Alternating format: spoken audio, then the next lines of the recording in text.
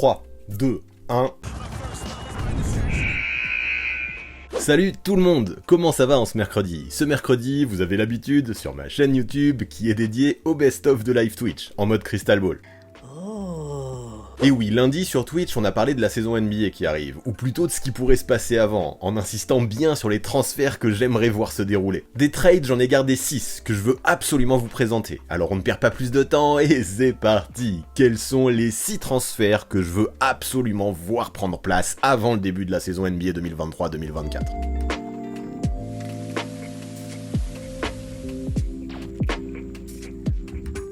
Aujourd'hui, on va se faire un bon gros live trade comme je les aime. Moi j'ai passé des heures à bidouiller plein de choses sur la trade machine de Fanspo, vous connaissez, j'adore faire ça, je sais que dans le chat vous êtes nombreux aussi à aimer faire ça, et après avoir bidouillé, changé des choses, me dire ce trade je l'aimais bien au début, je l'aime plus à la fin, j'ai finalement réussi à garder 6 transferts, au départ j'en avais peut-être 30 des transferts, mais là j'en ai gardé 6, qui pour moi étaient les meilleurs que j'ai trouvés, à mes yeux bien sûr, qui pour moi pourraient avoir du sens à l'aube de cette saison 2023-2024 qui va commencer dans un gros mois hein, à peu près. On est le 11 septembre, ça va commencer très bientôt. Donc forcément, dans ces trades-là, je vais parler de joueurs qui sont beaucoup dans les rumeurs actuellement pour que ça ait du sens, pour que ça vous parle, et des gars comme Damian Lillard, comme James Harden et comme Pascal Siakam, attention spoiler, seront envoyés ailleurs au cours de ce live. Par contre, je le dis, je l'annonce, encore un spoiler, aujourd'hui il n'y aura pas de trade d'Evan Fournier, sa situation je l'ai largement évoqué dans une vidéo récente dans laquelle j'avais déjà proposé quelques trades, du coup pas besoin de revenir dessus, j'ai pas envie de faire une redite, j'ai préféré en privilégier d'autres, même si j'avais des trades pour Evan.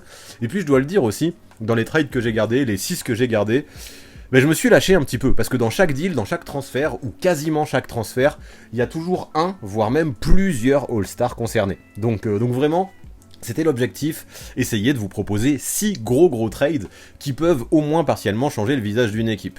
Donc je sais que comme d'hab, mes propals vont en surprendre beaucoup, il y en a beaucoup qui vont sauter au plafond en me disant que c'est n'importe quoi, et effectivement on peut pas tous avoir les mêmes raisons qui nous parlent quand il y a un trade pour les deux équipes, parce que là il va falloir se rendre compte que sur le court terme c'est sûr, il y aura des grands gagnants et des grands perdants, ceci dit, il faut se rendre compte aussi que toutes les équipes n'en sont pas au même point actuellement. Certaines pour moi doivent viser la reconstruction au plus vite, tenter de récupérer un max d'assets, un max de jeunes, un max de tours de draft pour penser au futur. Donc le présent, elles s'en foutent un petit peu, le court terme, elles s'en foutent un petit peu, elles pensent au long terme, tandis que d'autres pourraient complètement sacrifier l'avenir pour essayer de se mettre dans une situation de win now absolue pour penser au présent, quitte justement à faire une petite croix sur l'avenir. Donc deux genres de teams un petit peu opposés qui, vous verrez dans mon live, vont souvent s'entendre, même si c'est pas à chaque fois le cas, mais j'ai essayé quand même de privilégier ce genre de situation, parce que je pense qu'avec ce contexte, qui peut être divers dans chacune des équipes NBA, on a plusieurs équipes, je pense, qui pourraient s'entendre,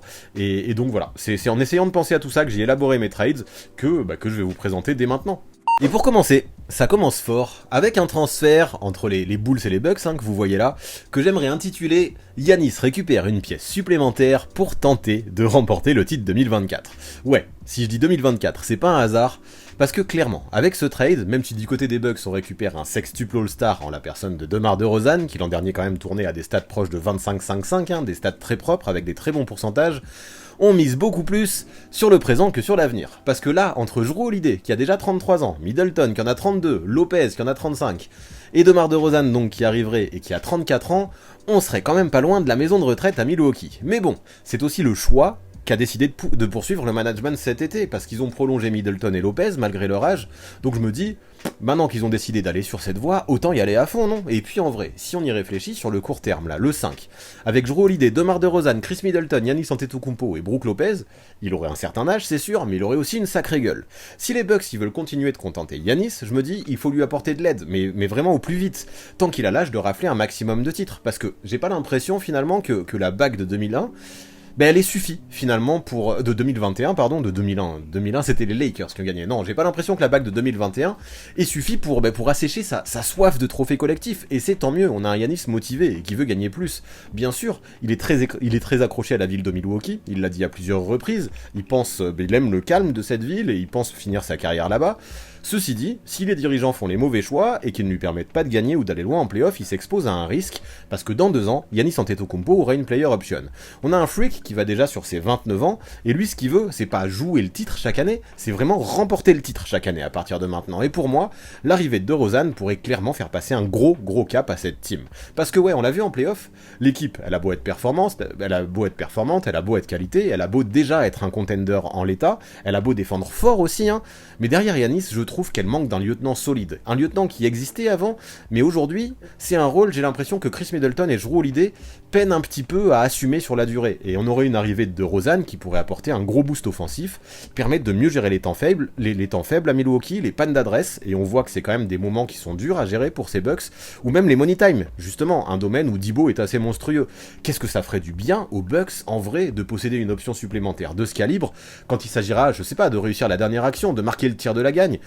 Je sais pas vous, hein, mais pour moi, DeRozan, il apporte énormément de choses directement en termes de création, de scoring et surtout de mentalité. Lui qui s'est très vite adapté en plus partout où il est passé, que ce soit à San Antonio quand il est arrivé, à Chicago quand il est arrivé, il a performé directement. Il pourrait faire la même chose à Milwaukee. Maintenant, bien sûr, avec sa venue, peut-être qu'il faudrait faire un petit peu attention au spacing, parce qu'on le sait, on a Giannis Antetokounmpo qui a besoin de shooters pour écarter le jeu. Et DeRozan, c'est loin d'être un spécialiste du tir à 3 points, en tout cas pas comme pouvaient l'être Pat Connaughton et Grayson Allen, qui justement étaient surtout là pour leur qualité de shoot, et que j'enverrai ailleurs dans ce transfert, que j'enverrai à Chicago. Mais bon, aujourd'hui aussi à Milwaukee, il faut se rendre compte qu'on a tourné une page. On a un Mike Budenholzer qui est parti, on a un Adrian Griffin qui l'a remplacé. La mentalité de l'équipe et les systèmes de l'équipe sont amenés à changer, et je me dis que, en termes de spacing, si on a un Holiday, un Middleton et un Lopez qui mettent un minimum dedans, de loin, ils sont capables de le faire, ça pourrait finalement suffire pour créer peut-être suffisamment de spacing autour de DeRozan et Antetokounmpo. Par contre, évidemment, un joueur comme DeRozan, tu vas pas l'obtenir gratuitement. Et en renvoyant Bobby Portis à Chicago, où il pourrait tenter de se racheter, hein, après son début de carrière compliqué là-bas, on se rappelle de l'histoire avec Mirotic, oui c'est ça, Nikola Mirotic, on aurait une équipe, en perdant Portis, qui perdrait beaucoup. Portis, c'est quand même l'un des meilleurs 6e hommes de la ligue, c'est un gars qui apporte une combativité énorme tous les soirs, qui est vraiment essentiel dans le dispositif de Milwaukee, et clairement, son départ ferait du mal. Les qualités de tir de Grayson Allen et Pat Connaughton, elles manqueront, c'est sûr, mais ce sera quand même bien moins important, j'ai l'impression. Mais bon, c'est comme ça, je me dis que cette équipe, elle a eu beau changer de coach, j'ai l'impression que ces Bucks, avec leurs qualités et les faiblesses, ils sont connus, même si stopper un Giannis Antetokounmpo quand il est en mode destruction, ça reste complètement impossible.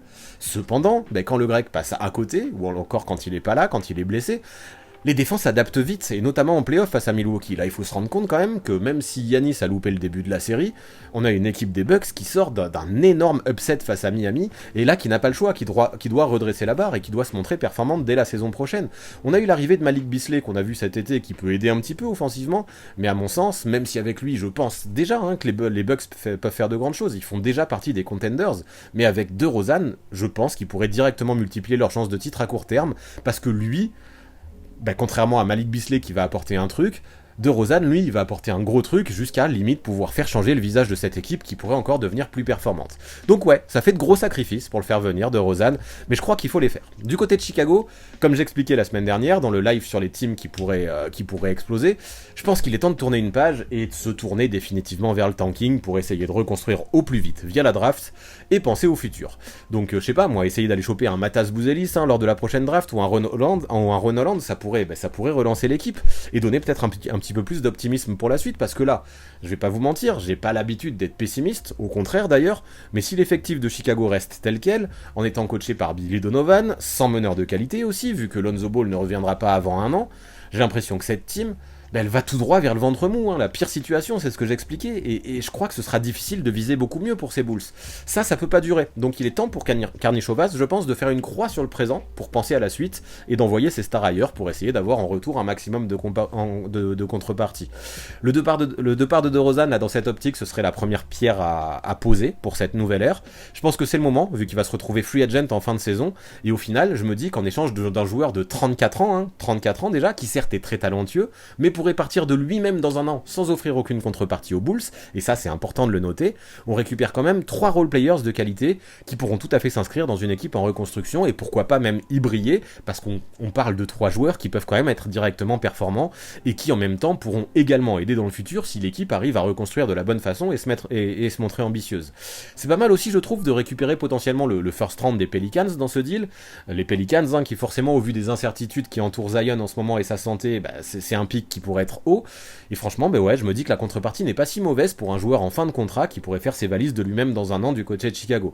À voir maintenant s'il faudrait pas peut-être encore un petit peu équilibrer ce deal avec quelques pics de ci de là, peut-être que les Bulls voudraient privilégier la jeunesse en demandant Marjon Beauchamp par exemple, pourquoi pas, et dans ce cas je pense que du côté de Milwaukee il faudra accepter aussi, mais déjà comme ça, sans Beauchamp, avec Portis, Connaughton, Grayson Allen, le premier tour des Pelicans pour 2024 et un second tour, j'aime bien, ça me semble correspondre aux objectifs des deux équipes plus ou moins, à court terme pour les Bucks, à plus long terme pour les Bulls, surtout qu'on va le voir très vite pour Chicago, ce n'est que le début des transferts que je vais vous proposer aujourd'hui. Pour mon deal suivant, je vous avais prévenu, on continue avec les Bulls. Je vous ai dit que pour moi il fallait reconstruire, du coup j'y vais pas de main morte, j'y vais à fond. Dans ce deal, on a Chicago qui, après s'être séparé de DeRozan, enverrait Zach LaVine ailleurs. Parce que effectivement, ça sert à rien de garder LaVine si justement ton objectif c'est de tanker ou c'est de tourner une page, et c'est ce que j'imagine pour les Bulls. Et en échange, il récupérerait James Harden et plusieurs tours de draft notamment, et Charles Bassey aussi, dont notamment 2 premiers tours de draft en provenance des Sixers.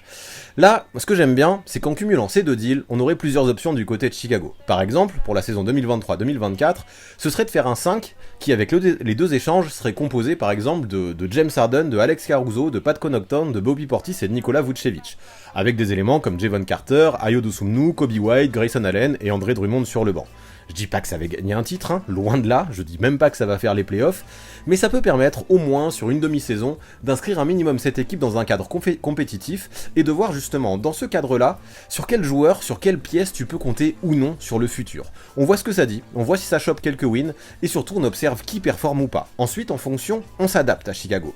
Et à la deadline de février, il sera toujours temps de transférer tous les joueurs sur lesquels on ne compte pas pour le futur pour encore essayer de récupérer des pics supplémentaires. Pourquoi pas trader Vucevic aussi qui vient d'être prolongé cet été à 60 millions sur 3 ans et essayer de compléter vraiment ce bagage de pics en plus des 3 first round qui seraient récupérés dans ces transactions de DeRozan et de Zach LaVine pour continuer à viser la draft. Tout ça ok, c'est un petit peu ce que font les équipes en reconstruction.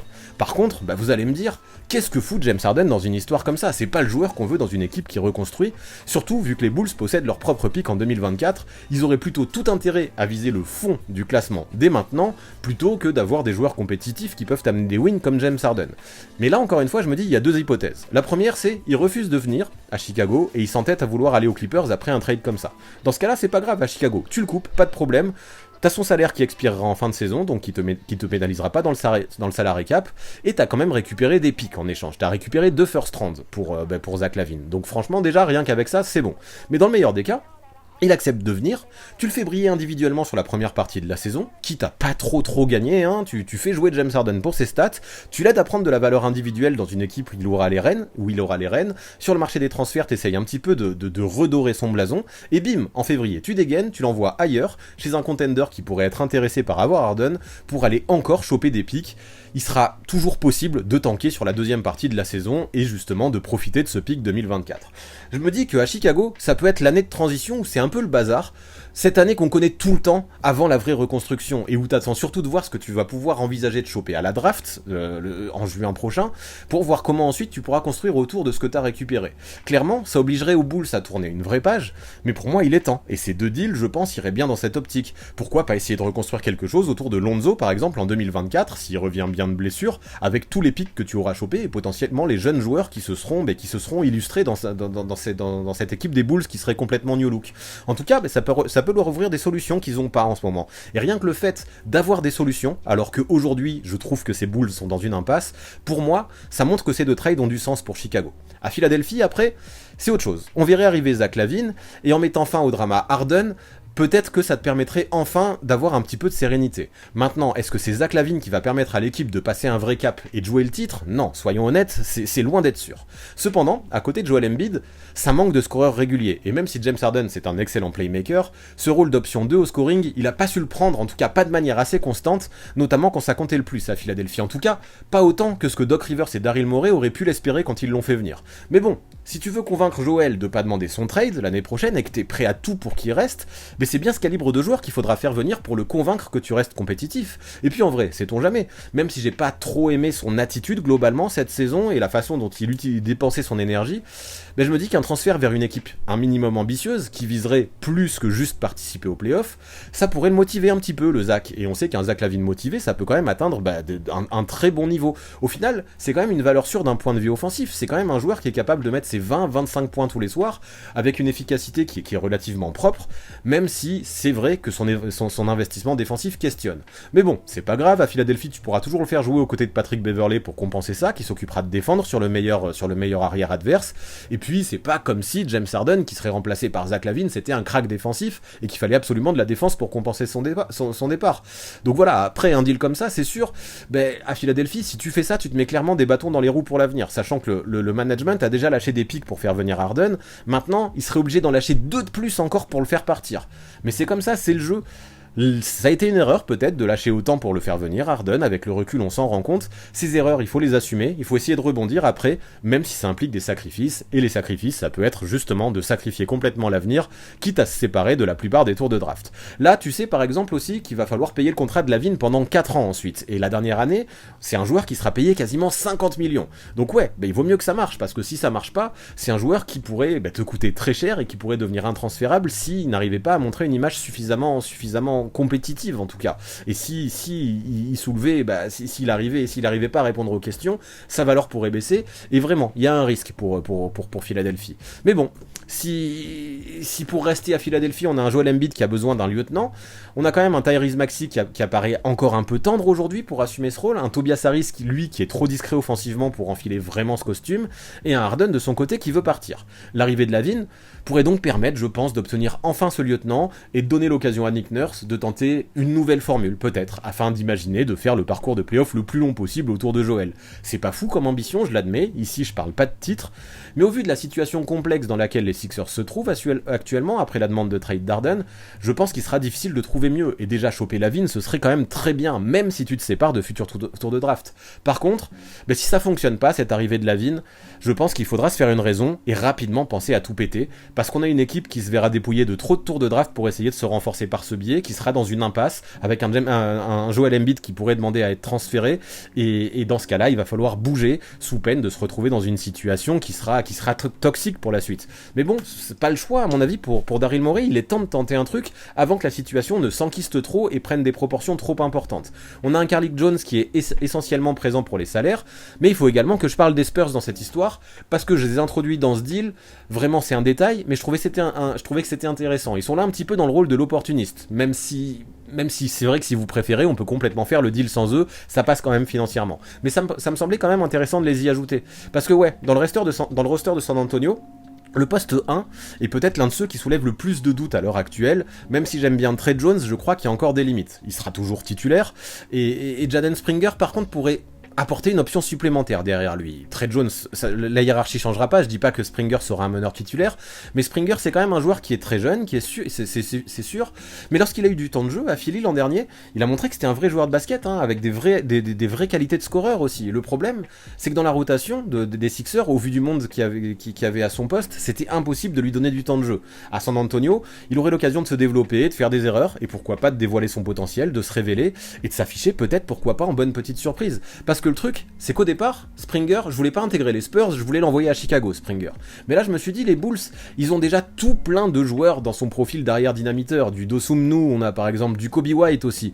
Donc, aucun intérêt de recevoir Springer, parce que là-bas non plus, il aurait pas de temps de jeu. Par contre, à la place, autant récupérer un Charles Bassey, qui arriverait en provenance des Spurs, et qui pourrait choper quelques minutes en tant que backup de Vooch et de Portis, si le premier deal devait se faire aussi. Ça pourrait être utile pour une équipe en reconstruction, d'avoir un Bassey qui pourrait, avec son jeune âge aussi, être intéressant pour la suite. Et voilà, et comme je disais, pour Springer, l'envoyer à San Antonio, ça lui donnera peut-être plus de minutes. Ça me semble assez cohérent pour les Bulls et pour les Spurs d'intégrer San Antonio dans ce deal. Après, encore une fois, voilà, peut-être que ce transfert mérite d'être encore un petit peu équilibré, avec des seconds tours de draft d'un côté ou de l'autre, peut-être des protections, mais je pense qu'avec ça, on a une bonne base, qui permettrait, avec ces deux deals aux Bulls, de reconstruire via la draft, de rentrer dans cette saison où c'est le bazar, mais qui est nécessaire pour la transition, et ça permettrait aux Sixers de montrer montrer à Joel qu'on veut rester compétitif, tandis que les Spurs, eux, ils choperaient un jeune meneur. Donc je me dis, bah, why not? Vu qu'à mon sens, à Philadelphie et Chicago, on a tout intérêt à bouger au plus vite. C'est deux équipes qui ont un petit peu le couteau sous la gorge. Donc let's go, ce trade me semble assez cohérent pour les trois teams qui sont concernés. Pour le trade numéro 3, j'inclurai les Raptors et les Warriors. Et j'enverrai Chris Paul ailleurs avant même qu'il n'ait pu jouer un match pour Golden State, vu que depuis le 4 septembre, il est à nouveau transférable. J'avoue, ce serait peu probable. J'imagine pas forcément Chris Paul partir tout de suite, surtout que Steve Kerr a déjà affirmé qu'il comptait très fort sur lui, afin de soulager un petit peu Steph Curry à la création. Mais si une telle occasion se présente avec les Raptors pour Golden State, et qu'en lâchant Chris Paul, t'as un Pascal Siakam qui peut arriver, est-ce que les Warriors diraient non? Eh ben ça m'étonnerait.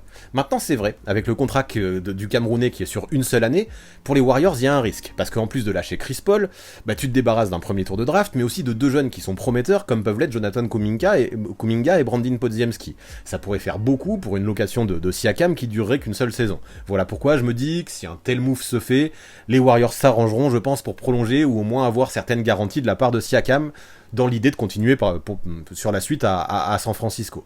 Et puis même, bah, si on avait un Siakam qui ne devait rester qu'une saison, est-ce que je le ferais pas quand même, ce trade? Ben peut-être que si. Pourquoi ne pas tenter le tout pour le tout, finalement? Ça peut être une idée, afin de tenter de remporter un titre dès cette saison, potentiellement, avant que le niveau du trio Curry, Clay, Draymond, un trio qui a quand même 34 ans de moyenne d'âge, ne commence sérieusement à régresser. Moi je pense que c'est ce qu'il faut qu'il fasse. Surtout que si tu fais un bon parcours de play-off, bah tu te laisses encore plus de chances de prolonger Siakam à l'issue de la saison. Tu lui dis, regarde, on est super bon avec toi, c'est le moment de prolonger chez nous. Franchement, si je suis honnête, Chris Paul, je l'aime bien, hein, mais il a déjà 38 ans, et sa fâcheuse tendance soit à choke, soit à se blesser en play-off, elle est pas non plus des plus rassurantes. Est-ce que c'est son arrivée qui va vraiment permettre à l'équipe de redevenir un vrai contender? Je suis pas sûr. Par contre, dans cette team qui manque un petit peu de punch offensif, je trouve, derrière Curry, mais aussi de longueur et de polyvalence des deux côtés du terrain, parce que Klay Thompson, c'était un super défenseur, mais aujourd'hui il a plus de limites. C'est toujours un très bon shooter, mais il a une certaine irrégularité dans son rôle d'option 2. Ben là, on aurait un Siakam qui pourrait être un candidat, je pense, assez parfait pour cocher beaucoup de cases qui seraient nécessaires pour imaginer le succès des Warriors. Le mec récemment, il a été 2 fois All-Star, 2 fois All-NBA, et c'est pas par hasard. Depuis le départ de Kawhi Leonard de Toronto, on a un ailier fort qui s'est affirmé en tant que leader, montrant qu'il pouvait sans problème être le meilleur joueur d'une équipe qui, au minimum, flirte avec la qualification pour les playoffs. C'est déjà pas mal. Maintenant, est-ce que c'est pour ça que je l'imagine pouvoir être franchise player d'une équipe qui joue le titre? Non, pas vraiment. En tout cas, pour moi, c'est pas ça qu'est Pascal Siakam. Par contre, en tant qu'option 2 derrière un Stephen Curry, ben, je pense que ce serait un sacré luxe d'avoir le Camerounais dans son effectif, parce que le Camerounais, il sort d'une saison quand même à 24 points et 8 rebonds de moyenne, du haut de ses 29 ans, il joue un basket de plus en plus mature, de plus en plus efficace, et qui, année après année, a réussi à développer son jeu pour peser dans tous les secteurs du jeu finalement, et atteindre ce fameux niveau de All-Star. Pour Kerr, ce serait du pain béni. On a un Siakam plusieurs fois cette année qui a montré qu'il pouvait jouer pivot dans le dispositif small ball de Nick Nurse. Et ce qui tombe bien, c'est que pendant toute sa carrière, on a un Steve Kerr qui a su montrer à quel point il était à l'aise et pouvait performer avec ce genre de petit line-up. Là, j'imagine un 5 qui serait composé de Curry, de Thompson, de Wiggins, de Green et de Siakam. Et pour moi, ça, c'est un 5 qui joue assurément le titre. Et rien que pour ça, quitte à déjà bazarder Chris Paul, hein, même si ça fait un petit peu business sans cœur, mais c'est ça aussi qu'est la NBA, je me dis que c'est une bonne raison pour Golden State d'appuyer sur la gâchette.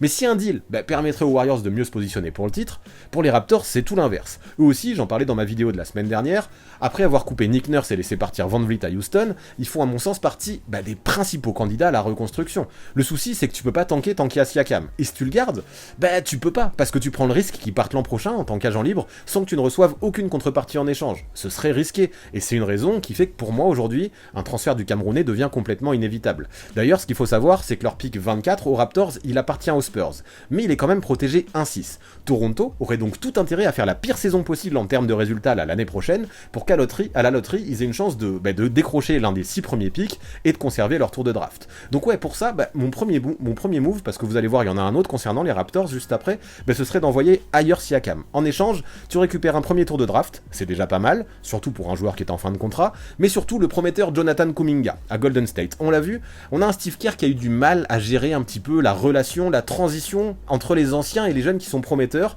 qui sont arrivés derrière et qui devaient assurer la suite. Mais malgré leur potentiel certain, ils n'ont pas toujours eu le temps de jeu nécessaire pour se développer. Et je crois que c'est le cas de Jonathan Kuminga. L'imaginer à Toronto jouer aux côtés de Scottie Barnes dans le 5, ça me ferait bien kiffer. Vu comment les deux joueurs sont longs et athlétiques, ça donnerait un visage aux Raptors qui serait bien dynamique avant de se tourner vers la draft et le futur pour continuer à compléter le roster. À côté de ça, tu récupères également Brandin Podziemski qui en termes de talent s'avère très prometteur lui aussi et pourrait se révéler être une bonne surprise parmi les rookies de cette saison. C'est un arrière qui est capable de dribbler, qui est capable de shooter, qui est capable de faire des passes. C'est intéressant, et je pense que dans une équipe en reconstruction, il pourrait largement avoir le niveau de jeu suffisant pour se mettre en valeur. On aurait un Chris Paul, lui, qui arriverait, qui jouerait le rôle de tonton, peut-être, comme il l'avait fait à OKC, histoire de mettre en valeur les jeunes, de leur apprendre la vie professionnelle un peu, de jouer le rôle de mentor.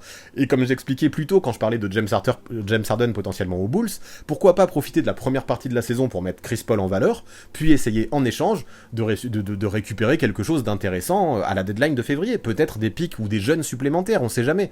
Même si son contrat n'est pas simple à transférer, il faut quand même rappeler que sa deuxième saison n'est pas garantie. Et dans le pire des cas, donc, un buyout reste envisageable. Donc, soit pour l'équipe qui le recevrait, soit directement pour les Raptors. Bref, en tout cas pour moi, si les Warriors veulent maximiser leurs chances, ce deal, il est bon, et pour que les Raptors puissent enfin débuter cette fameuse reconstruction tant attendue, une telle base de deal me semblerait assez intéressante pour les deux équipes, surtout comme je vous l'ai dit, vous allez voir, pour les Canadiens, c'est que le début, c'est que la première étape.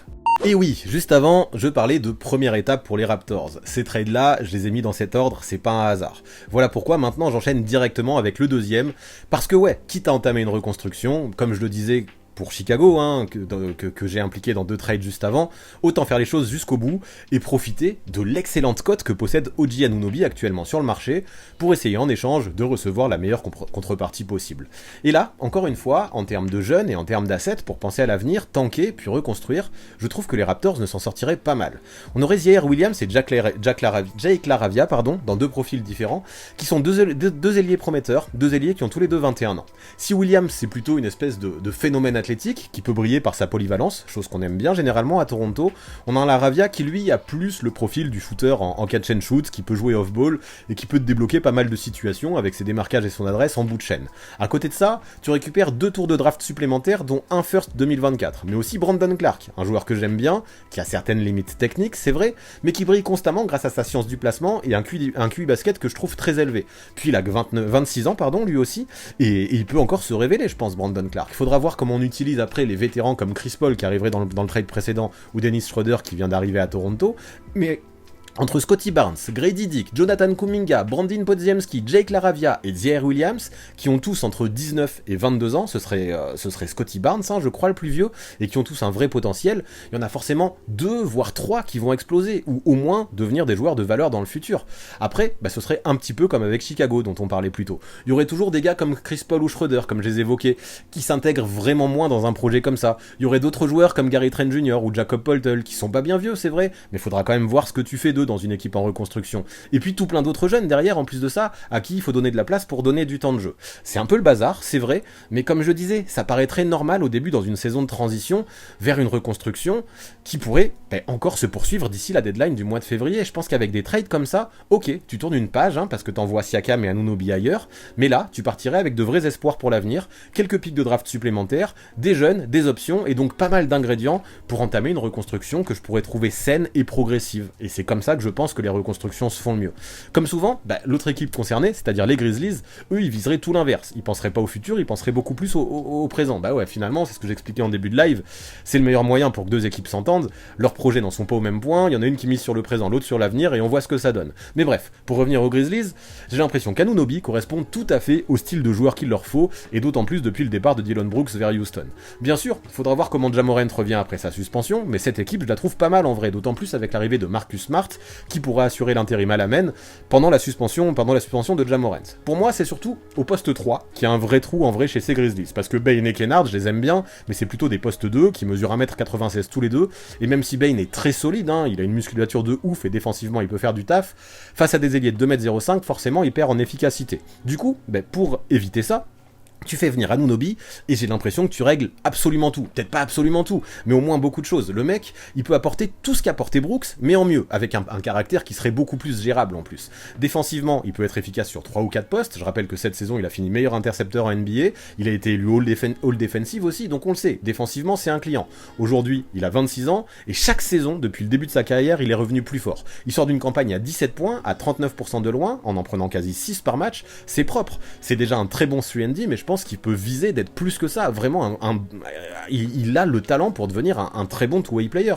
C'est un mec qui est bon en catch and shoot, qui joue la contre-attaque, qui peut créer un minimum pour lui, et qui est un bien meilleur attaquant que ce que l'était Dillon Brooks. Pour moi, il n'y a pas photo. Mais juste, imaginez, même sans Morant, en début de saison, à Memphis, on aurait un 5 où il y aurait Marcus Smart, Desmond Bane, OG Anunoby, Jaren Jackson Jr. et Steven Adams. Ok, ça manque un petit peu de puissance offensive, mais Bane, Anunoby ou Triple J, ça peut quand même scorer un minimum quand même, surtout avec un coach comme Jenkins, qui a fait un petit peu sa spécialité de mettre ses joueurs dans les meilleures conditions possibles. Marcus Smart, après, si on parle toujours du jeu offensif, oui, il peut avoir des absences parfois dans la prise de décision, mais c'est quand même un mec qui peut prendre des gros shoots, qui a pas peur de ça, et je trouve que dans le playmaking, de son côté, c'est de mieux en mieux. Là, il vient de lâcher sa meilleure saison en carrière à la passe, donc ouais, offensivement, c'est pas non plus la misère totale. Par contre, défensivement, est-ce que vous imaginez le bazar? Smart, Bane, Anunoby, Jackson Jr. et Adams, bah tu mets pas un point face à eux, ça défend si fort. Au bout de 25 matchs ensuite, t'as Morant qui revient, ça règle tes soucis offensifs, et si tout ça, ça clique en playoff, bah ces Grizzlies, ils pourraient devenir sacrément chiants à jouer. Déjà qu'ils le sont,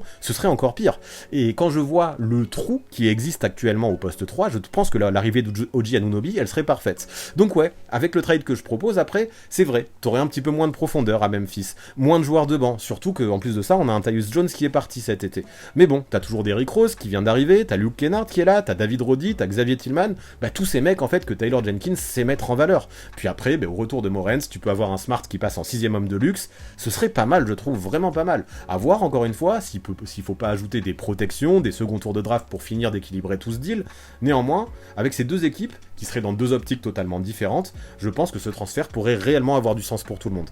Bon, pour les deux derniers trades, parce qu'on en arrive déjà là, je le cache pas, je me suis lâché un peu, avec à chaque fois 3 équipes impliquées, et beaucoup de joueurs, beaucoup de picks, c'est clairement ceux pour lesquels j'ai passé le plus de temps sur la trade machine, et sur lesquels je me suis le plus creusé la tête, et comme vous le voyez là, en termes de bouleversement, on est pas mal. J'avoue, c'est peut-être un petit peu illisible, c'est écrit en petit, ça fait un peu usine à gaz tous ces joueurs, donc je vais vous expliquer tout ça, vous inquiétez pas.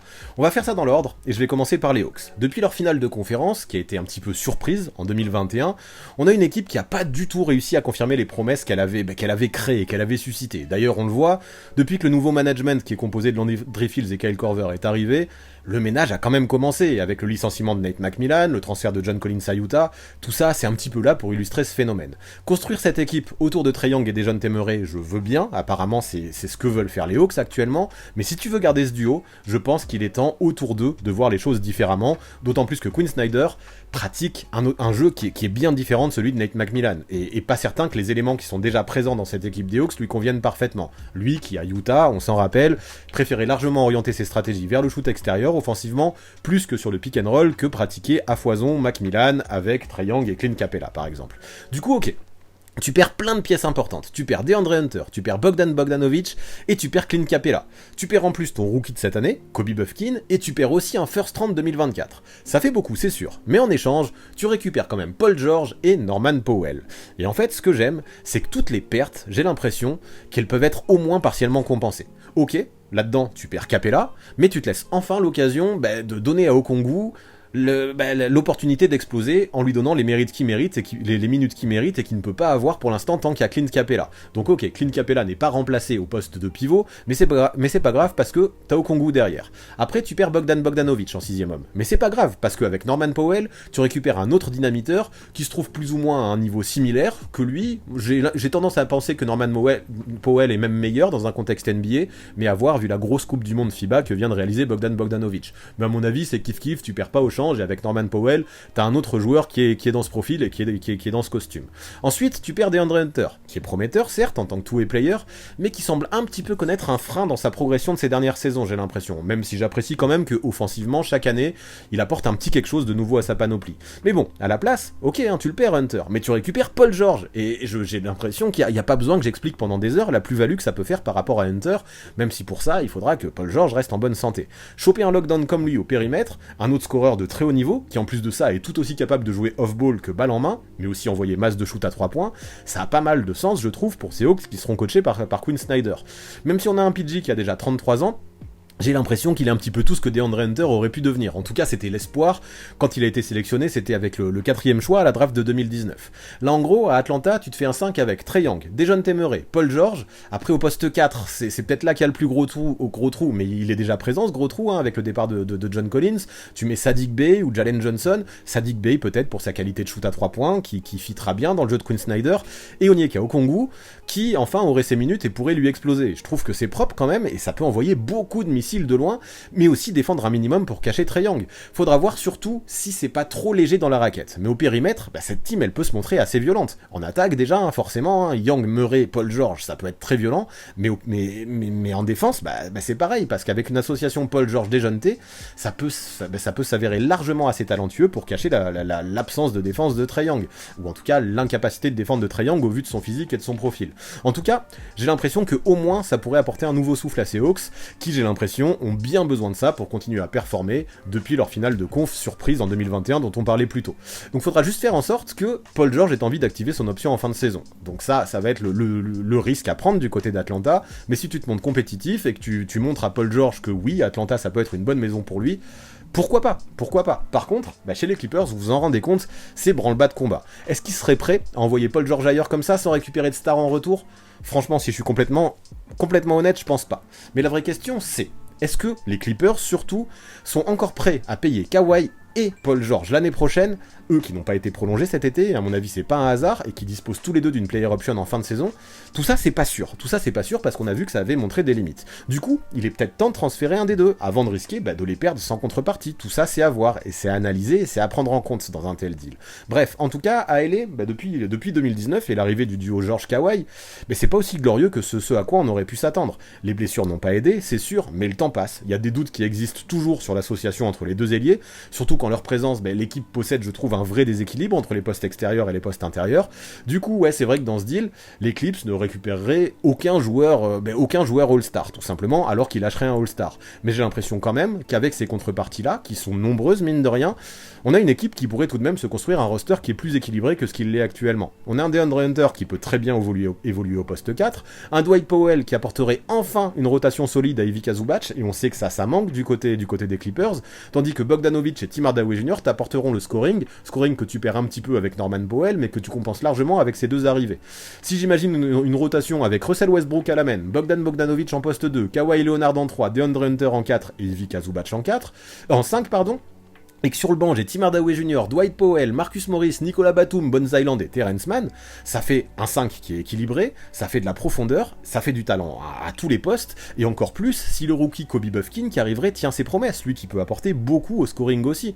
Même en cas de blessure de Kawhi, j'ai l'impression que, au vu de cette profondeur et au vu de toutes ces pièces dans l'effectif, t'as quand même de quoi assurer un minimum tes arrières. Et pour moi ça c'est essentiel du côté des Clippers, miser autour de Kawhi Leonard, je veux bien, mais dans ce cas-là t'es obligé d'assurer tes arrières, et j'ai l'impression qu'avec un tel deal, avec des extérieurs qui arriveraient, ça pourrait être le cas. Et le truc, c'est que si en plus de ça, imagine, tu dois tourner une page rapidement parce que Kawhi continuerait à se blesser perpétuellement par exemple, que tu veux pas le prolonger, même s'il active sa player option l'année prochaine, tu veux pas le prolonger en 2025, et c'est pas grave parce que ensuite il se barre, mais tu récupères quand même 2 premiers tours de draft et même un second tour en provenance de Toronto qui en 2025 pourrait être en pleine reconstruction. Hein. Les Raptors, s'ils font les deals dont on a parlé juste avant, ou en tout cas s'ils s'orientent vers une stratégie pareille, le deuxième tour 2025 des Raptors pourrait faire partie des tout premiers. Finalement, ça fait quand même une bonne contrepartie pour Paul George tout ça. Pour moi, en faisant un tel deal, on a des Clippers qui perdraient une star, certes, mais ils pourraient penser quand même à la fois au présent, avec un effectif plus équilibré, qui avec un Kawhi en forme pourrait se montrer très compétitif,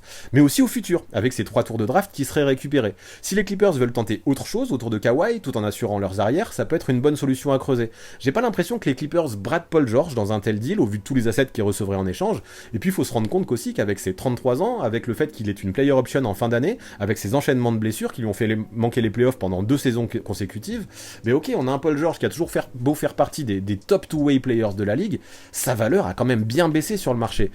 Finalement, ça me semble donc une contrepartie assez juste pour les Clippers, avec ce mix de présent et de futur contre Paul George. Et puis si les Clips ne comptent pas payer Paul George l'an prochain, et ça se peut qu'actuellement ils se disent ok, Paul George pour l'instant on le garde, mais l'an prochain s'il reste, non, on veut pas le payer, mais ça pourrait finalement être un sacré coup de faire ça tout de suite, avant de le perdre potentiellement contre rien en échange. Donc même si pour être honnête, Je vois aucun monde où on a un Steve Ballmer qui fait ça, du moins pas tout de suite, pas avant de voir ce que le début de saison peut donner avec Kawhi et Paul George. Je m'en fous, ici on n'est pas dans les deals que j'imagine forcément se faire, qui vont se faire, mais dans ceux que je veux voir se faire. Et celui-là, pour les 3 teams, c'est vraiment un deal que j'aimerais bien, parce que ouais, il y a une 3e team dans cette histoire, j'ai pas encore parlé des Mavericks encore, qui eux aussi, un peu comme les Spurs tout à l'heure dans le deal précédent, arriveraient en mode opportuniste pour enfin récupérer Clint Capella, qui courtise visiblement depuis des mois et des mois. En même temps, je les comprends, vu comment son profil de pivot défensif expert du pick and roll, à Capella pourrait parfaitement fitter avec Luka Doncic et Kyrie Irving, qui pourraient largement le trouver en attirant les défenses vers eux, juste après un pick, justement pour trouver Capella qui cut dans le bon tempo. Tout ça c'est des choses qu'il sait faire.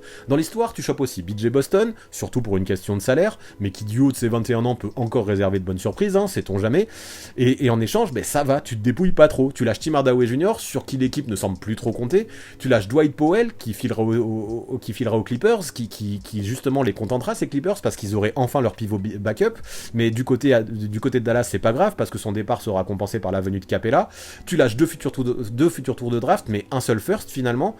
Finalement, je trouve que pour un pack Capella Boston Junior, ça va, c'est ni trop ni pas assez, je pense. On pourrait afficher un 5 qui serait composé à Dallas de Luka Doncic, de Kyrie Irving, de Josh Green, de Grant Williams et de Clint Capella, avec des gars comme Seth Curry sur le banc, comme Richaun Holmes, pas mal de jeunes aussi, comme Boston Junior, mais aussi Jaden Hardy, Olivier Maxence Prosper, Derek Lively, qui ont été draftés tous les deux là cette saison, et j'ai l'impression qu'on a une équipe de Dallas qui pourrait être mieux équipée que ce qu'elle l'est actuellement pour entourer ce duo Doncic-Irving, ou même pour entourer Doncic tout court. Bien sûr, il existera toujours des doutes autour de Kyrie Irving, de son imprévisibilité, de son association avec Luka, tout ça c'est vrai, mais j'ai l'impression que de toute façon Dallas veut compter sur eux la saison prochaine et voir ce que ça donne sur un exercice complet. Et comme je disais, je suis persuadé qu'avec un pivot two-way comme Capella, ça pourrait faciliter pas mal de choses, même dans l'association entre Luka et Kyrie. Du coup, comme d'hab, d'un côté ou de l'autre, on peut toujours équilibrer avec des mini-assets supplémentaires ou à enlever d'ailleurs, hein, si vous voulez. Mais perso, je dois le dire, cette base pour les 3 équipes concernées, elle me fait bien kiffer. J'ai l'impression que tout le monde répond un petit peu aux objectifs qu'il doit rechercher, peut-être un petit peu moins les Clippers en transférant Paul George, mais au moins tu assures tes arrières, comme je disais, avec ce deal-là, tu penses au futur, mais aussi au présent. Ça, je trouve que c'est cool pour ces Clippers, et ça me fait kiffer, donc il faudra juste attendre début octobre pour le mettre en place, parce qu'il faut savoir que Dwight Powell peut pas être transféré avant le 7 octobre de mémoire. Mais c'est pas grave, ce deal, tu le mets en place le 8 octobre, et je pense que ça peut faire quelque chose de bien pour ces 3 teams, ouais. Et allez, vous vouliez une explosion, eh bien en voilà une autre. Je vous en avais parlé de ce dernier trade, et toute cette explosion, je voulais garder pour le dernier deal. Ce deal qui est celui qui, dans les 6 que je propose, est celui qui implique le plus de joueurs et le plus de picks. Autant pour, tout à l'heure pour Harden, j'ai pas voulu l'envoyer aux Clippers malgré sa demande, parce que je vois pas les Clippers lâcher assez pour lui. Autant le trade de Lillard, je trouve qu'il aurait tellement de sens pour le Heat, que je les vois vraiment mal lâcher l'affaire.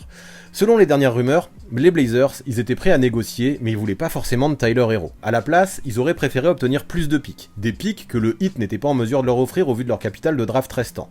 Du coup, en ce moment, ça coince, et on le voit, on a un Lillard qui est toujours à Portland, et pour que ça ait lieu, donc, il y a besoin d'une 3e équipe qui puisse recevoir ce que Miami a à donner, c'est-à-dire principalement Tyler Herro, et envoyer ce que Portland recherche, c'est-à-dire un max de picks, un max d'atouts pour reconstruire et tourner la page Lillard. Et bien là, moi je trouve qu'il serait plutôt servi avec quand même un total de 5 premiers tours de draft, oui, rien que ça, mais aussi 2 contrats expirants, avec les arrivées de Kyle Lowry et de Victor Oladipo, ainsi que le jeune Jeremiah Robinson Earl, qui, même s'il a montré certaines limites au OKC, pourrait obtenir des minutes et progresser dans une équipe de Blazers qui possède un secteur intérieur qui est complètement désert derrière Yusuf Nurkic, et qui, je pense, ferait particulièrement jouer les jeunes dans une optique de reconstruction. Donc encore une fois, hop, ce serait le mode rebuild pour les Blazers, la fameuse saison de transition, le tanking, le développement de l'équipe autour de Scoot Henderson et Shaedon Sharpe. Avec ça, on aurait une brouette de tours de draft, on aura de la place à dégager sous le cap avec les contrats expirants, et franchement, j'aime bien du côté de Portland. Ok, tu perds ton leader charismatique, celui qui guide ta team depuis des années, mais il veut partir, et au bout d'un moment, il va falloir le libérer. Là, non seulement en Portland, ça passe pour une équipe classe, parce qu'elle enverrait son joueur où il veut, et on sait à quel point c'est important pour certains joueurs, la réputation des équipes lors de la free agency. Du coup, en termes d'image, c'est bien pour Portland. Cette équipe, Lillard a rendu plein de services. Maintenant, Portland accepte de rendre à Lillard et de donner à Lillard ce qu'il veut, mais peut-être que dans une optique de reconstruction, tu ouvres la porte à certains joueurs qui pourraient vouloir signer pour la free agency dans le futur de l'équipe. Et ça, je pense que c'est important. Mais en plus de ça, t'obtiens tous les éléments nécessaires pour donner les clés à ton rookie, à Scoot Henderson, pour viser les plus hauts pics possibles aussi, parce que tu vas faire des mauvaises saisons, et en te laissant l'occasion de passer à autre chose de façon solide, saine et durable dans le futur. Je pense que c'est un deal comme ça que Portland recherche, tandis que Laurie et Oladipo, ils seront probablement là que pour une année s'ils sont pas coupés avant. Après ouais, la grosse pièce du deal, c'est Damian Lillard évidemment, et c'est vrai que l'imaginer à Miami, c'est quand même assez bandant. Il semble représenter exactement la pièce manquante à ajouter à cette team qui a été finaliste 2 fois ces 4 dernières années, pour enfin essayer d'aller choper ce titre. Lillard, on le sait, c'est un compétiteur né, un clutch player qui peut prendre une équipe sur son dos, et nul doute, mentalement, qui sera se mettre au diapason de la hit culture et de Jimmy Butler. La perte de tous ces tours de draft peut faire mal, c'est sûr, du côté de Miami, surtout si c'est combiné à la perte de Tyler Herro et d'autres jeunes, mais peu importe, si Miami veut faire venir Damian Lillard, et on dirait que c'est le cas, il n'y aura pas le choix, il faudra faire all-in. Avec sa mentalité de franchise player, même à 33 ans, on a un Lillard qui semble avoir toutes les qualités requises pour faire passer le hit dans une toute autre dimension. Surtout que bon, il arriverait pas seul. À ses côtés, on aurait un Davis Bertans qui débarquerait, et on l'a vu à la Coupe du Monde, il peut faire quelques dégâts lorsqu'il s'agit d'enfiler des 3 points comme des perles. Sa défense a beau être handicapante en NBA, peu importe, on sait que Spoelstra, il est tout à fait capable dans ses rotations d'utiliser ces espèces de grands qui shootent et qui défendent peu, et les mettre dans des bonnes dispositions. D'ailleurs, big up à toi Kevin Love, c'est de toi que je parle. On aurait aussi le français Ousmane Dieng qui changerait d'équipe. L'an dernier on l'a vu, il a eu du mal à faire sa place à OKC avec une éclosion un petit peu tardive, mais surtout beaucoup de joueurs qui bouchaient son temps de jeu à son poste, qui lui ont vite pris des minutes et qui l'an prochain serait toujours là. Par contre, on sait qu'il a un gros potentiel défensif et qui sait, dans une équipe comme Miami, ça pourrait peut-être aller gratter quelques minutes dans la rotation de Spoelstra. De toute façon, même s'il faudra lâcher gros pour le futur dans un tel deal du côté du 8, je pense que j'ai pas besoin d'expliquer à quel point, dans une optique de win now, faire venir Lillard au 8, c'est un super coup pour eux, quels que soient les assets qui seront lâchés en retour.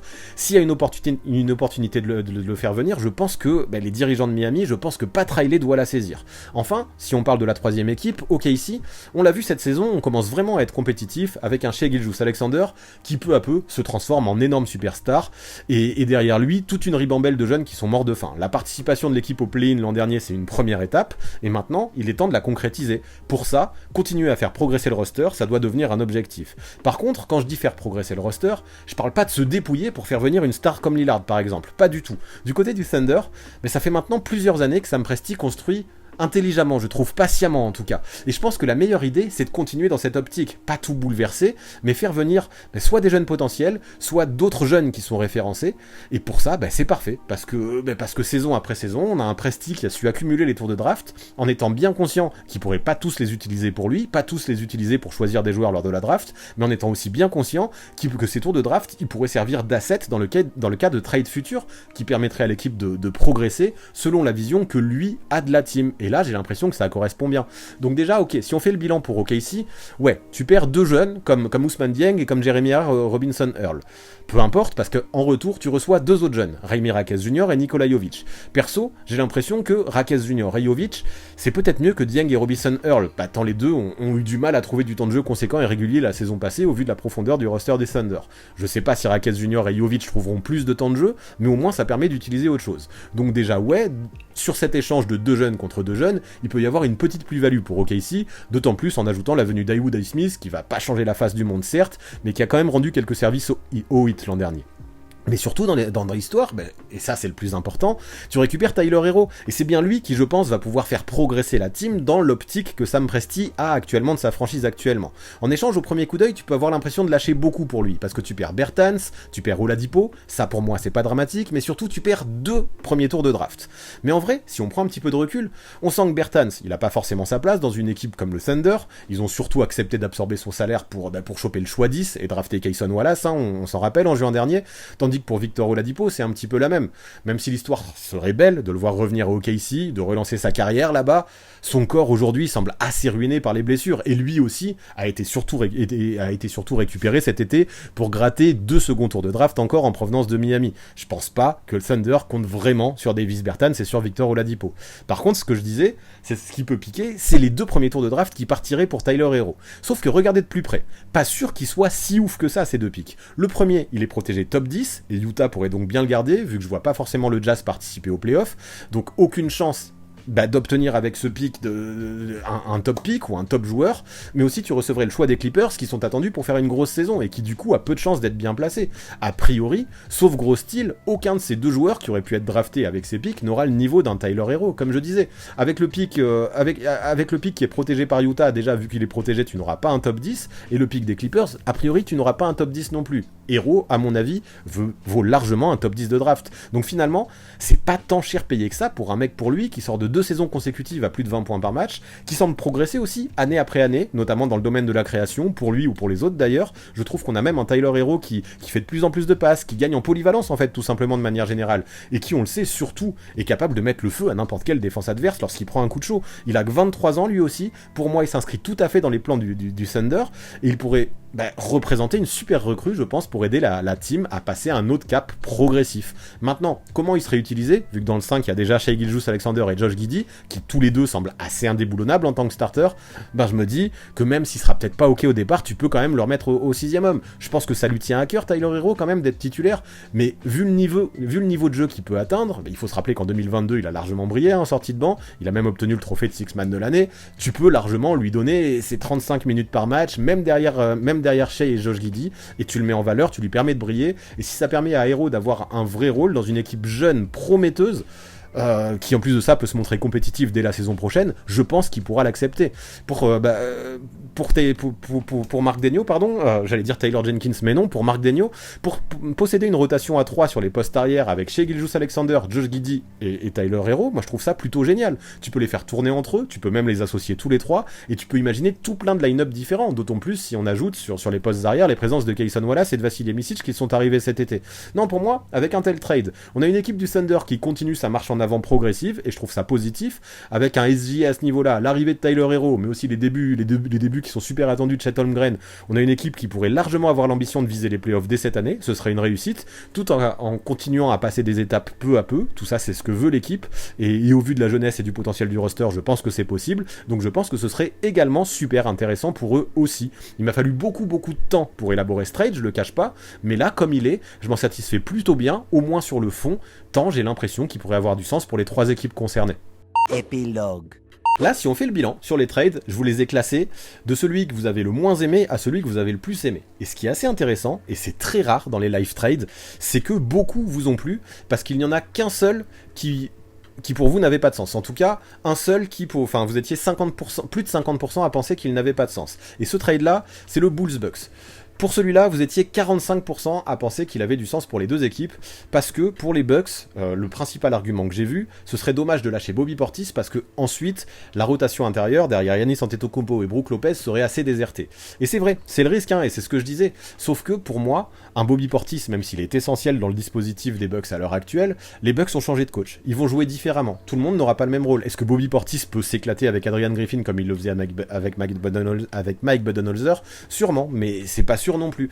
Par contre, la certitude que j'ai, c'est que si les Bucks faisaient venir DeMar DeRozan, ils changeraient de visage et vraiment, ils s'imposeraient fort comme peut-être les favoris pour le titre de l'année prochaine. Ils font déjà partie des favoris, et même si c'est sûr qu'ils perdraient un petit peu en profondeur et en rotation sur le banc, on a quand même une équipe qui a toujours su attirer des vétérans pour pas cher et su compléter ses rotations, et qui présenterait avec DeMar DeRozan un 5 dément. Je comprends que les fans des Bucks ne veulent pas lâcher Bobby Portis, parce qu'il apporte beaucoup à l'équipe, et c'est un petit peu le cœur et l'âme de cet effectif.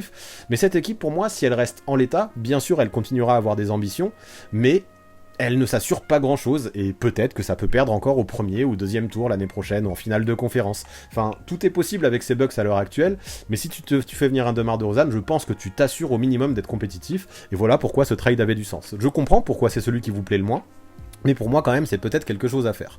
Le deuxième qui vous plaît le moins, d'ailleurs, c'est un autre trade qui implique les Bulls. Et d'ailleurs, ça, je l'ai vu aussi dans le chat. Il y en a plusieurs qui pensent que les Bulls ne doivent pas reconstruire et continuer à miser sur Vucevic, Slavin et DeRozan. Ça, moi, je suis absolument pas d'accord. Pour moi, c'est la pire chose à faire du côté des Bulls.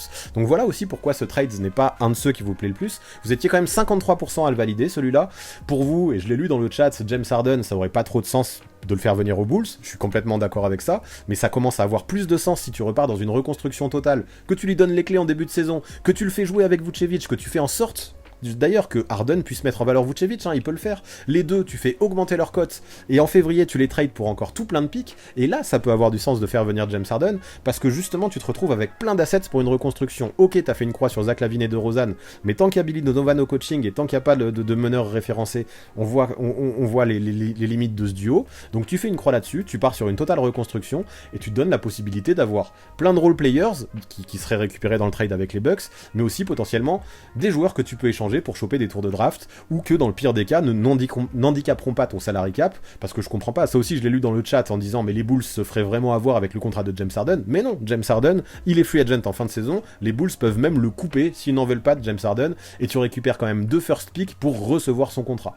Donc je comprends que vous n'y voyez pas trop de sens pour les Bulls, et que c'est peut-être pour ça que vous êtes que 53% à valider ce transfert, mais pour ces Bulls, moi je pense que, je vois pas, il faut faire quelque chose assez vite, et clairement, s'il y a un tel deal qui se met en place, ce sera le bazar cette saison. Mais c'est toujours le bazar quand on reconstruit pendant au moins une année, c'est la période de transition. Par contre, pour la saison d'après, d'autant plus si les Bulls arrivent à tanker et à récupérer, vu que je le rappelle, ils possèdent leur propre tour de draft, arrivent à récupérer un bon rookie duquel tu peux reconstruire. T'as Lonzo Ball qui revient aussi la saison suivante, si tout se passe bien, tout plein de tours de draft, t'essayes d'entourer ça au maximum, parce que tu pars sur de bonnes bases pour reconstruire. Donc je comprends que vous le validiez pas, mais ce trade pour moi a toujours du sens. Pour Philadelphie, comme on le disait, c'est qui tout double. T'essayes avec Zach LaVine, si ça marche pas, ça reconstruit. Mais malheureusement, pour un James Harden, au vu de la situation des Sixers qui mettent l'équipe un peu en position de faiblesse, je pense que t'as pas le choix. C'est soit all-in, soit reconstruction pour Philadelphie. Ensuite, on part sur des trades qui vous ont bien plu, avec le prochain que vous avez validé à 62%. Ce trade-là concerne les Grizzlies et les Raptors.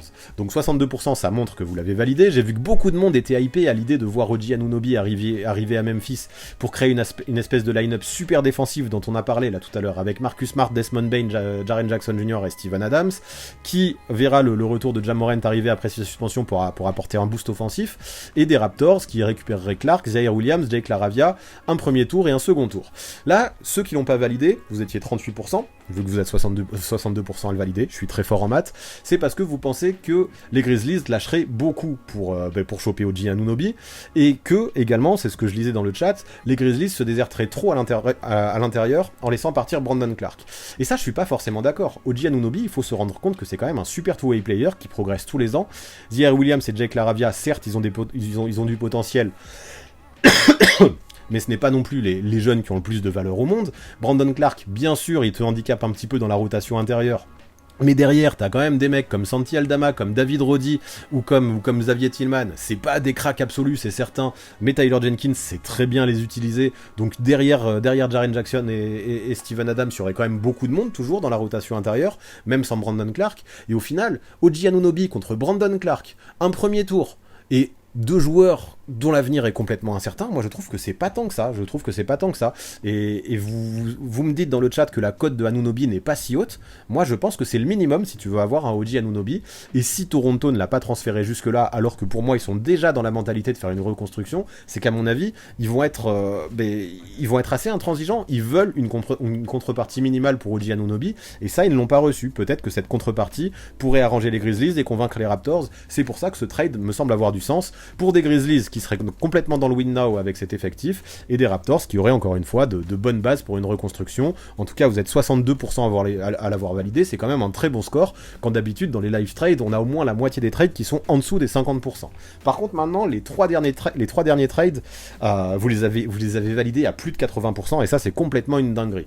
Plus de 80% sur des trades, quand on l'a sur un trade déjà, c'est complètement fou, et là on l'a eu sur 3 trades. Donc ça fait plaisir, ça montre que ces trades vous ont plu. Celui qui arrive en 3ème position, donc, c'est celui-là, entre les Hawks, les Clippers et les Mavericks. Donc, qui ferait venir Paul George aux Hawks. C'est sûr qu'il y a un risque pour les Hawks, parce que la santé de Paul George, elle est pas au top, mais à voir. Si par contre il arrive en bonne santé et qu'il retrouve son niveau létal, son niveau de playoff P, plutôt que celui de pandemic P, ça peut être très bien pour les Hawks. En tout cas, ça peut leur apporter un nouveau souffle qui, à mon avis, est nécessaire. Les Clippers récupérerait tout plein de pièces contre Paul George. Je suis pas sûr que ce soit un trade probable, parce que je suis pas sûr que les Clippers veuillent lâcher Paul George, mais si tu as tant de contreparties en échange, je pense que ça vaut le coup d'y réfléchir. Parce qu'avec ce trade, tu penses à la fois au présent et au futur, comme je l'expliquais plus tôt, tu gardes l'équipe compétitive et tu prends deux futurs premiers tours de draft pour penser à l'avenir, au cas où Kawhi Leonard se barre et tu veux y reconstruire, donc tout ça c'est bien. Et du côté de Dallas, on récupère enfin Clint Capella pour accompagner Luka Doncic et Kyrie Irving, et tout ça c'est plutôt cool aussi. Alors j'ai lu que certains pensaient que c'était trop pour les Mavs de lâcher Clint Capella, mais ça je suis pas d'accord. Il lâche un Dwight Powell qui jouait une quinzaine de minutes par match, un Tim Hardaway Jr. qui défend pas une cacahuète et qui est complètement irrégulier offensivement, et un premier tour de draft. Pour Clint Capella, je pense que c'est le prix minimum à payer. Non, pour moi, les Mavs ne lâchent pas trop. Donc en tout cas, il vous plaît bien, parce que je le répète, vous êtes 81% à le valider, ce transfert, et je suis persuadé qu'il pourrait faire du bien aux 3 équipes. Ensuite, en deuxième position, c'est le trade de Lillard. Lui, vous le validez à 82%. Ceux qui ne le valident pas ne comprennent pas l'arrivée de Tyler Herro à OKC. Parce que Tyler Herro, pour certains d'entre vous, n'a pas sa place vu les présences de Shai Gilgeous-Alexander et de Josh Giddey. Mais dans la mesure où Josh Giddey fait plus de 2 mètres et tu peux le décaler au poste 3, comme je disais, les 3, tu peux très bien les associer. Et avec Tyler Herro, t'as un 6ème homme de luxe. J'aime ça. Tu peux avoir 3 joueurs différents, des line-up différents, plein de solutions pour Marc Daigneault. J'aime bien. Et surtout, ça va complètement dans la vision en tout cas, que personnellement, j'ai du Thunder, qui doit continuer à construire progressivement et à passer des étapes année après année. Avec les débuts de Chet Holmgren et l'arrivée de Tyler Herro, il y a de quoi s'afficher comme une équipe qui vise les playoffs. Donc j'aime bien ça pour OKC. Du côté de Miami, on va pas trop en faire parce que vous comprenez, faire venir Damian Lillard dans une équipe de win now, c'est tout ce qu'il faut. Et pour les Blazers, pas non plus de trop en faire parce que récupérer 5 premiers tours de draft quand même, c'est une dinguerie. 2 contrats expirants, 5 premiers tours de draft pour un joueur de 33 ans dans une équipe qui veut reconstruire, c'est du pain béni. Et à mon avis, c'est ce que doivent faire les Blazers. C'est pour ça que vous l'avez validé à 82%. Mais la grosse surprise, c'est que celui qui arrive en tête et que vous avez validé à 86%, c'est un des trades que j'ai failli enlever parce que j'étais assez hésitant, parce que je me disais, retransférer Chris Paul directement du côté des Warriors, est-ce que je m'enflamme pas un peu ? Eh bien, je me suis dit que pour une telle offre, il faudrait appuyer sur la gâchette, et visiblement ça vous plaît aussi, parce que c'est le trade que vous choisissez, qui a le plus de sens pour les 2 équipes, avec des Raptors qui continueraient en full rebuild, et qui choperait 2 jeunes supplémentaires avec Kuminga et Podziemski, qui aurait une équipe avec plein de joueurs, plein de potentiel, et plein de talents déjà de moins de 22 ans, un premier tour 2028, donc let's go, un Chris Paul qui jouerait le mentor, et qui encore une fois pourrait servir d'assets dans le cadre d'un futur trade avant la deadline de février. Donc pour les Raptors, pourquoi pas, la reconstruction, elle a du sens, je trouve, avec une telle contrepartie, et les Warriors qui, eux, recevraient Pascal Siakam pour avoir un poste 5 small ball, qui à mon avis fitterait parfaitement dans le dispositif de Steve Kerr, et surtout apporterait plein de choses qui manquent, en termes de qualité athlétique, en termes de volonté, de compétitivité, de présence des 2 côtés du terrain, qui peut très bien évoluer dans un line-up small ball et sprinter en contre-attaque, et clairement pour les Warriors, ça peut jouer le titre dès cette année, déjà que ça peut le jouer sans Pascal Siakam, ajouter Pascal Siakam à la place de Chris Paul, et je pense que les Warriors feraient partie des favoris obvious, donc quitte à lâcher Chris Paul, je pense moi aussi qu'ils auraient raison de faire ce trade, qui est, du coup, celui que vous avez plébiscité, celui que vous avez validé à 86%, un score record pour les transferts que je vous ai proposés aujourd'hui. Voilà pour ce qui est de mes transferts en NBA, voilà pour ce qui est de ce nouveau Crystal Ball. Vous en pensez quoi, vous ? Est-ce qu'il y en a un que vous préférez par rapport aux autres ? Est-ce que votre sentiment c'est le même que la commu sur Twitch ? Est-ce que vous avez imaginé d'autres transferts sur la trade machine ? Dites-moi tout ça dans les commentaires, ça m'intéresse à fond. Petit mot aussi à dire sur le gaming, qui est désormais passé sur ma chaîne secondaire, du coup si vous voulez voir à quoi ça ressemble à NBA 2K24, je vous donne rendez-vous là-bas. Et puis pour finir, tu connais, si la vidéo t'a plu, pense à lâcher un pouce vers le haut juste en bas, et à t'abonner si ce n'est pas encore fait. Tout ça, ça apporte énormément de force, donc te prive pas. Pour ça, bien sûr la team, je vous remercie énormément, et je vous dis à très vite.